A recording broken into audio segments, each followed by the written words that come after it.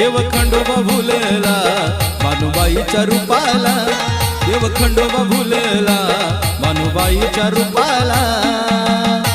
म्हाळसा राणीला सोडून गेला चंदनपुराला, म्हाळसा राणीला सोडून गेला चंदनपुराला।